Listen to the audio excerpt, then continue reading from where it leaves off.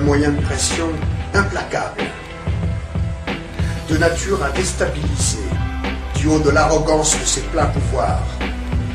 Moi je file la rencard à ceux qui en ont marre des idéologies, discours et baratins. On ne vous promettra pas de tout changer en un soir, mais juste de nous lever pour garder l'espoir.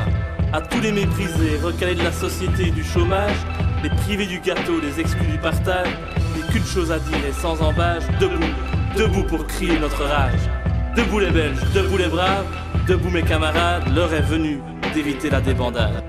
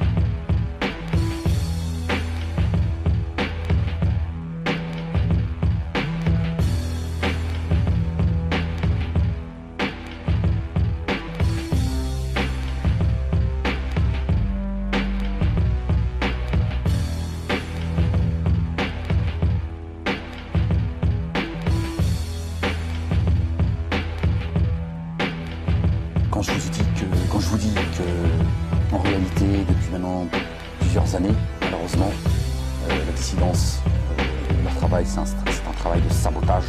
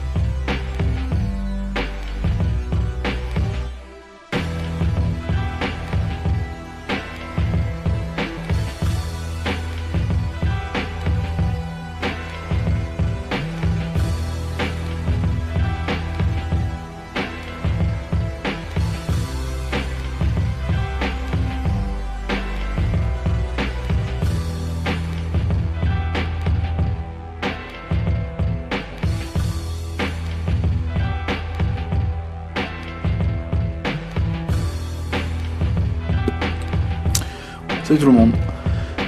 On m'a demandé de commenter l'événement du premier congrès de la dissidence du 4 mai 2014 à Bruxelles, organisé par Laurent Louis. Laurent Louis, qui est avant tout un individu grotesque dont le sérieux politique laisse à désirer. On pourrait dire qu'il change de parti politique comme de chemise. Malgré cela, il est toujours député, voilà. Bref. Cette conférence n'a donc pas eu lieu. Et une mini-conférence semble avoir été improvisée. Je dis il semble, car il y a des éléments qui laissent penser que cela a été préparé et que sûrement les organisateurs savaient à l'avance que cette conférence allait être annulée. Et quand même, ils ont fait croire aux gens qu'elle allait avoir lieu. On a vu beaucoup d'articles, de vidéos qui montrent que Laurent Louis a le rôle du pauvre martyr, qu'il est tout le temps en train de se plaindre, regardez, je souffre, regardez ce qu'ils m'ont fait, etc. Je ne peux pas parler, mais on n'entend que lui. Et c'est à peu près la même chose que pour la dissidence. C'est d'ailleurs amusant de voir que les antisionistes qui passent leur temps à critiquer l'industrie de la victimisation communautaire passent leur temps à parler de leur sort de victimes qui au final devient leur fonds de commerce. Une victimisation recherchée qui est devenue une certification permettant de se déclarer véritable dissident anti-système. Et en même temps, c'est un coût de communication pas cher et qui a une grande portée. Cette conférence, en fait annulée, la présence de forces de l'ordre et des autocombes sont un outil merveilleux pour Laurent Louis. En effet, sa petite conférence aurait ramené dans le meilleur des cas un petit millier de personnes. Avec le temps, on l'aurait vite oublié. Et il était donc plus intéressant pour son image et pour la communication que cette conférence se soit terminée de la sorte. L'État belge, en faisant cela, fournit une superbe publicité à Laurent Louis. On reconnaît là la même méthode de stratégie de chaos médiatique qui a été faite en France avec la pseudo-dissidence Diodo-Soralem.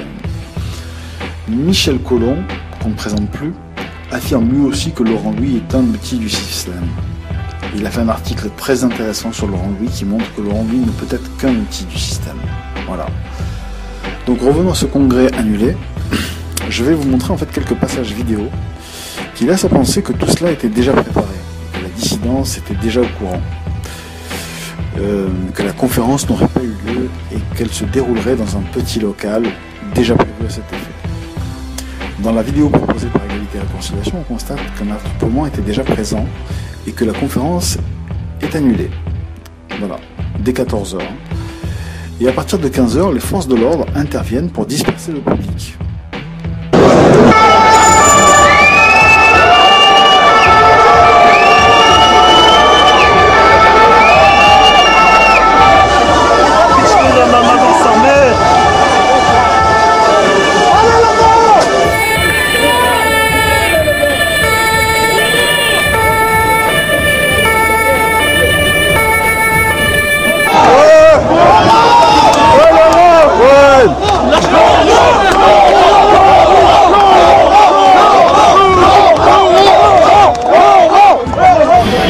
Ensuite, peut-être une demi-heure ou une heure après, Abdeslam Lagmish, le second de Laurent Louis, l'associé de Laurent Louis, nous dit qu'il attend la venue de Dieudonné.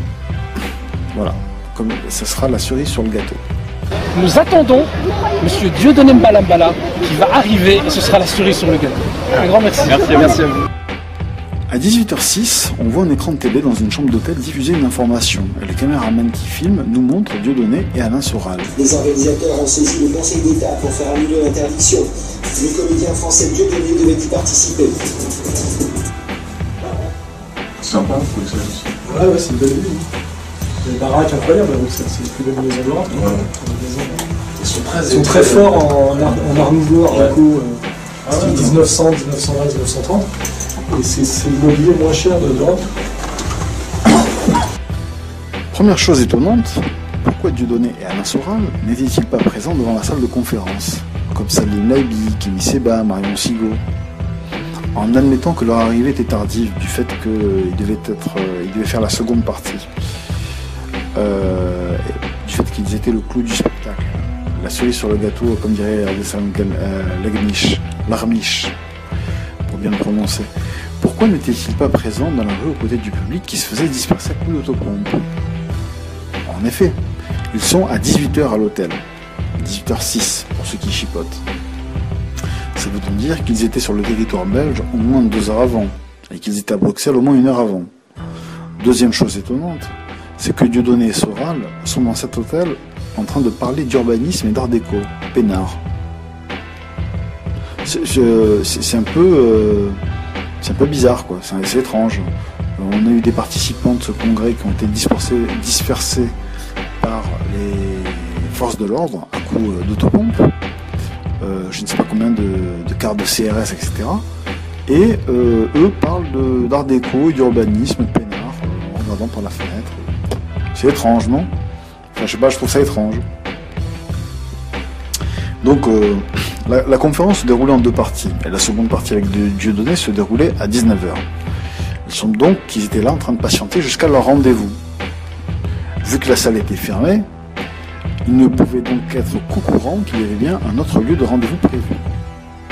En fait, Abdeslam Lagmiche avait déjà vendu la mèche au moment où les forces de l'ordre ont dispersé la foule vers les 15h. Voilà. Et donc peut-être vers les coups de 16h, Abdeslam Lagmiche, voilà, il dit clairement qu'il y a autre chose de prévu. Nous attendons Monsieur Dieudonné Mbalambala qui va arriver et ce sera la cerise sur le gâteau. Un grand merci. Merci à vous. Donc, tout était prévu. C'est d'ailleurs ce que dira Laurent lui ensuite en disant que c'était le plan C. Voilà. Qu'au départ il y a un plan A, mais bon, il avait prévu un plan B et un plan C. Mais ce plan C, selon moi, est le plan A. Voilà. Et la dispersion de la foule et le congrès annulé, les arrêtés sont des coups de communication. En effet, la chaîne rtbf.be donne une information qui va dans le sens de ce que je dis. Et qui décrit qu'en fait, il y a une organisation déjà préparée. Il semblerait que Laurent, lui, au moment de la dispersion, c'est-à-dire vers les coups de 15h, était déjà au courant des arrêtés qui l'empêcheraient de se produire si vous voulez ouvrir notre salle. Ce qui est vraiment très tôt. Comment ça se fait qu'en même temps... Parce que d'abord, il était devant la salle, il était dehors avec le public. Il reçoit même, à un moment donné, on le voit tremper. C'est-à-dire que vers les 15h15, etc., même que dis-je, vers les 15h30, 15h30, 16h, il était dehors avec son public. Par conséquent, s'il était informé, ça ne pouvait être qu'avant, pas pendant. Logique. Regardez la vidéo. Finalement, organisateurs et sympathisants sont refoulés à plusieurs centaines de mètres de là. Laurent Louis incite lui ses troupes à se disperser, à ne pas chercher la confrontation avec la police. L'après-midi s'achève dans l'attente de l'avis du Conseil d'État, sans que l'on ait jamais aperçu la silhouette d'Alain Soral ou de Dieudonné. Et nous allons tout de suite rejoindre Rachel Crivellaro à Anderlecht. Alors Rachel, est-ce que la décision du Conseil d'État est enfin tombée ? Oui, tout à fait, Julie. La décision est tombée. Eh bien, elle donne raison au bourgmestre d'Anderlecht. Donc, elle valide cette interdiction de ce congrès de la dissidence qui devait donc se tenir normalement ici, derrière moi. Alors, question, que va faire maintenant Laurent Louis? Que va-t-il faire avec ses troupes? Où va-t-il tenir ce congrès de la dissidence? Eh bien, ça va être très difficile pour lui parce que même s'il cherche un autre endroit sur la capitale, dans la capitale, il nous revient que le gouverneur aurait également un arrêté prêt dans son tiroir, prêt à le faire publier, auquel cas si ça devait être publié, eh bien l'interdiction serait alors valable pour toute l'agglomération. Il semblerait quand même que du côté de Laurent Louis, on soit au courant que cet arrêt est dans le tiroir du gouverneur. Certaines rumeurs font état d'une délocalisation de ce congrès dans la ville de Nivelles, ce qui permettrait évidemment aux congressistes d'échapper à l'interdiction maintenant en vigueur ici à Anderlecht et sur tout le territoire bruxellois. Du coup, on comprend mieux la nonchalance de Dieudonné et de Soral dans l'hôtel, et durant le trajet de l'hôtel jusqu'au bureau pour rejoindre Laurent Louis tranquillement, sans être étonné de ce nouveau lieu. Voilà. Donc, moi, je pense que cette première partie, en fait, ils savaient que ça allait tourner comme ça, mais ils ont laissé les gens, en fait, venir, être devant. Comme ça fait un attroupement assez nombreux. Et ça permettait de faire un coup de communication. Donc, comme ça, ils bénéficiaient du micro, de BFM TV, de rtbf.be, de différents médias, etc. C'était un formidable coup de pub. Voilà. Ben là, ils vous ont fait une pub extraordinaire, ça. Dans une autre vidéo filmée par une personne dans le public, Laurent Louis pleurniche parce qu'il ne sait pas s'il va récupérer l'argent pour la salle. 5 000 €, puis 1600 € qu'il n'a pas selon lui. Écoutez. Malheureusement, nous n'avons rien eu de tout cela. Une fois de plus, c'est malheureux de devoir le dire, mais on nous a encore privés d'une somme d'argent considérable, que je ne sais pas quand nous la retrouverons. Quand elle nous sera remboursée, la somme nous a coûté près de 5 000 €. Près de 5 000 €, et quand est-ce qu'on va recevoir cet argent? Je n'en sais rien. Sachez que ce n'est pas la première fois que nos meetings sont interdits. Le meeting à la salle Lumen au mois de février a également été interdit. Là, nous avions dépensé 1600 €. Ces 1600 €, nous ne les avons toujours pas. Alors, quand on sait qu'on doit s'éclairer à la bougie et qu'on doit financer notre campagne électorale avec des gâteaux que nous réalisons et que nous vendons, ainsi que des pins, vous imaginez bien que c'est scandaleux ce qui nous arrive aujourd'hui et que c'est un coup dur, évidemment, pour le mouvement de Boulet. Là encore, on est dans le grotesque. Voilà. En effet, Laurent Louis est toujours député. Par conséquent, il perçoit 5 729 € par mois, soit plus de 68 000 € par an. Donc ce gars qui gagne 68 000 € par an n'a pas les moyens de subvenir à des sommes de l'ordre de quelques milliers d'euros. Vous vous rendez compte? C'est une tartufferie, quoi. Le top, c'est quand il dit qu'il est obligé de vendre des pins et des gâteaux pour récolter 1600 €. Mais il se fout de la gueule de qui? De plus, on apprend de sa bouche qu'en plus de son salaire confortable, que le bureau dans lequel il se trouve, c'est l'un de ses bureaux. C'est le plan C ici. On est chez moi, dans un de mes anciens bureaux. Il est difficile de m'interdire d'y être. La fabuleuse histoire de Laurent Louis, partie 2. Sa vie, son œuvre. Quelque temps après avoir créé donc son parti, le MLD, le Mouvement pour la Liberté et la Démocratie, notre ami Laurent Louis a décidé de se mettre en scène en annonçant tout d'abord sur Facebook qu'il venait de se faire agresser à la sortie du Parlement. Suite à quoi, bien sûr, il a posté cette photo, et suite à quoi il a reçu énormément de soutien de personnes dénonçant ce crime horrible qui venait d'être perpétré face à un député. Sauf que dans la journée, il a publié cette... Non! Allez, viens! Non! T'as pris un coup de dessus! Non! Allez, viens! Tu voulais le parlementaire! Laissez-moi! Laissez-moi! Assieds-toi là, bouge plus! Le voilà ton siège parlementaire maintenant! Allez, reste assis! Non! Bouge plus!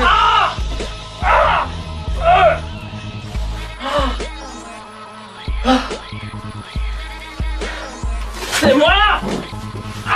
Bouge plus!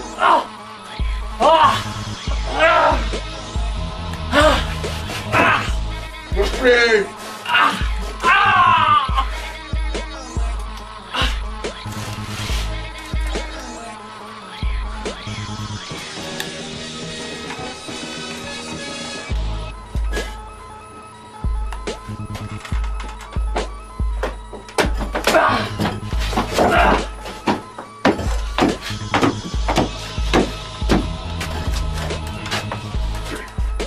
Tu vas répéter ces phrases après nous et tu les répéteras au Parlement. Il n'y a pas de réseau pédophile.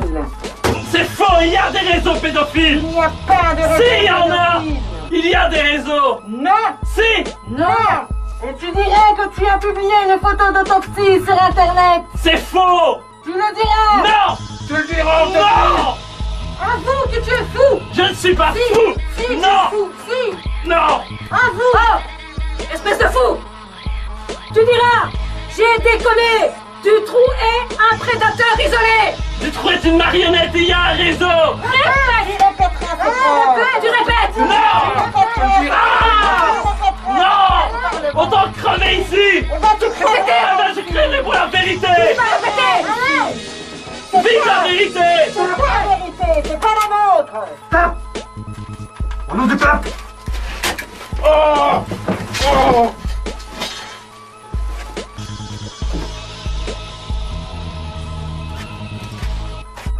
Suite à quoi il y aura les élections communales de 2012, auxquelles Laurent Louis fera 133 voix. Voilà. Donc pour un politique qui se dit être soutenu par une grande majorité de la population et avec énormément de soutien, alors que les médias et la presse veulent juste le détruire, il a une nouvelle fois prouvé qu'il n'est qu'un accident de la démocratie, que personne ne le suit et que ses frasques n'ont du succès simplement parce qu'on lui laisse la possibilité de les diffuser. Il décide alors de dissoudre son parti une fois que tous les membres soient partis, voyant quelle blague était Laurent Louis, et de se présenter comme citoyen indépendant en prenant la dissolution de tous les partis politiques. Et cela, bien sûr, juste avant de rejoindre le parti Islam. Cette capture d'écran est véridique, ce n'est pas un montage. Vous avez bien sur son site, prenez la dissolution de tous les partis et sa publicité pour son nouveau parti, le parti Islam. Lorsqu'il rejoint le parti Islam, composé de bruxellois musulmans un petit peu naïfs qui ont envie d'instaurer une loi islamique en Belgique, Laurent Louis directement commence son épuration idéologique et fait virer deux des principaux cadres du parti, et en devient donc le président, tout en continuant bien sûr ses frasques, en allant par exemple manifester auprès de manifestants qui marchent sur le drapeau israélien et il fout le feu, quoi de plus normal pour un député fédéral. Laurent Louis sera vite exclu du parti. Il déclarera d'ailleurs rapidement sur Facebook et autres réseaux sociaux qu'il n'en est rien, qu'il est toujours bien le président du parti Islam, en publiant même un PV de réunion du parti qui explique bien que la marque et le logo du parti Islam lui appartiennent à 100%. Car en effet, avant l'arrivée de Laurent Louis, le parti n'avait rien déposé au niveau logo, au niveau nom de parti. Laurent Louis l'a fait à leur place et c'est donc tout approprié. C'est pour ça que lorsqu'il a réellement été exclu du parti et que plus personne du parti Islam ne voulait travailler avec lui, il a purement et simplement décidé de supprimer le parti, étant donné que cela lui appartenait. Le logo Islam lui appartenant, le nom du parti lui appartenant, le parti Islam n'existe plus. Laurent Louis l'a détruit. Alors, était-ce prévu à la base? Était-ce voulu? Annoncera-t-il un jour qu'il était rentré dans le parti Islam pour le détruire de l'intérieur, pour protéger le citoyen belge contre la charia et la loi islamique et les musulmans terroristes? Peut-être. Vu comme Laurent Louis retourne sa veste tous les 15 jours, on peut s'y attendre. D'ailleurs, comme le dit très bien Laurent Louis... Ah mais aujourd'hui tout est bon pour surfer sur le racisme. Ça fait vendre. Pause jeu. Il y a un clown sur cette photo. Saurez-vous le retrouver? Attention, il y a un piège.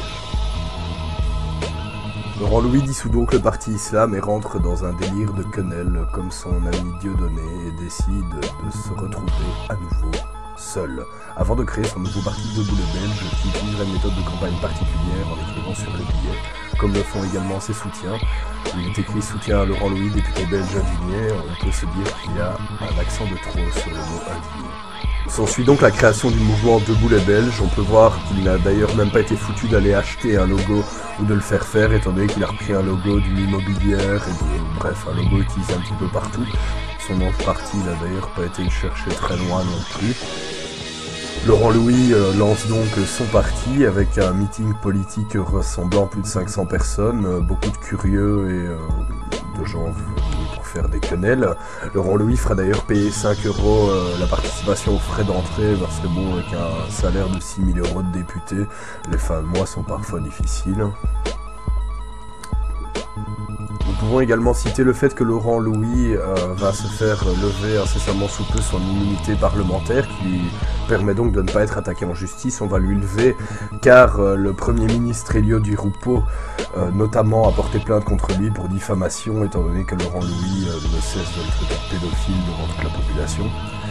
Il fallait bien s'y attendre, chose à laquelle évidemment Laurent Louis à la base a hurlé qu'on lui enlève son immunité parlementaire qui est selon lui une véritable attaque contre la démocratie, ce qui est vrai. Mais à partir du moment où il s'est rendu compte qu'en pleurnichant qu'on lui enlève son immunité parlementaire, tout le monde s'en foutait et personne ne le soutenait, il a fini par annoncer « Enlevez-moi mon immunité parlementaire, je n'ai rien à cacher, tout le monde est pédophile, attaquez-moi, venez, venez !»